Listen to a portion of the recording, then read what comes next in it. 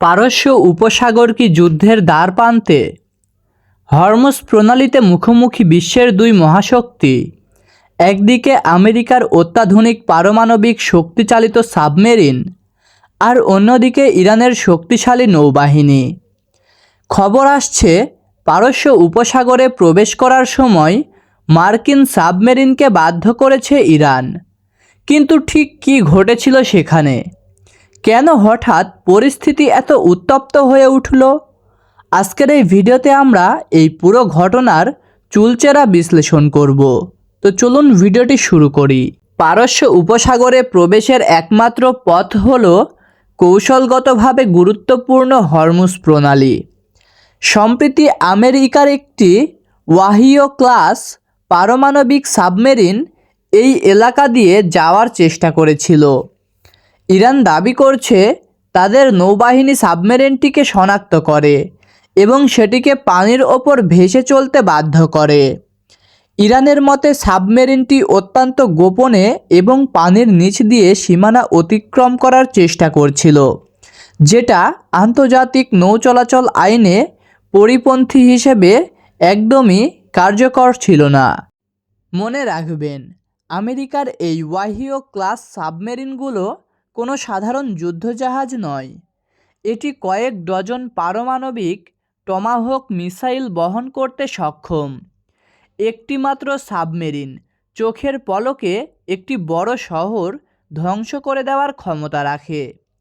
America সাধারণত এই সাবমেরিনগুলোর অবস্থান গোপন রাখে, কিন্তু ইরানের এই দাবি যদি সত্যি হয়, তবে তা মার্কিন নৌবাহিনীর গোয়েন্দা সক্ষমতার ওপর একটি বড় প্রশ্নচিহ্ন এঁকে দেয়। ইরান কেন এটি করল? তেহরানের দাবি, তারা তাদের জলসীমার সার্বভৌমত্ব রক্ষায় বদ্ধপরিকর। ইরানের নৌ কমান্ডোরা বলেছেন, তাদের নিজস্ব রাডার এবং সেন্সর সিস্টেম এতটাই উন্নত যে আমেরিকার স্টিলথ বা অদৃশ্য সাবমেরিনও তাদের চোখ ফাঁকি দিতে পারেনি। অনেকে মনে করছেন এটি আমেরিকার জন্য ইরানের একটি প্রচ্ছন্ন হুমকি। অর্থাৎ ইরান বোঝাতে চায় যে তাদের ঘরের আঙিনায় আমেরিকার কোনো চাল খাটবে না। এই ঘটনা এমন এক সময়ে ঘটেছে যখন মধ্যপ্রাচ্যে ইসরায়েল ফিলিস্তিন ইস্যু এবং লোহিত সাগরে হুতি বিদ্রোহীদের নিয়ে আমেরিকা চরম অস্থিরতায় আছে। পারস্য উপসাগরে ইরানের এই শক্ত অবস্থান আমেরিকার ওপর চাপ আরও বাড়িয়ে দিল। চীন এবং রাশিয়ার মতো দেশগুলোও এই পরিস্থিতি পর্যবেক্ষণ করছে, কারণ বিশ্বের মোট জ্বালানি তেলের একটি বড় অংশ এই পথ দিয়েই সরবরাহ করা হয়। এখানে সামান্য ভুল বোঝাবুঝি মানেই বিশ্ব অর্থনীতিতে ধস নামা। যদিও পেন্টাগন বা আমেরিকার প্রতিরক্ষা দপ্তর ইরানের এই দাবিকে সরাসরি স্বীকার করেনি, তবুও পারস্য উপসাগরের পানি এখন বেশ উত্তপ্ত।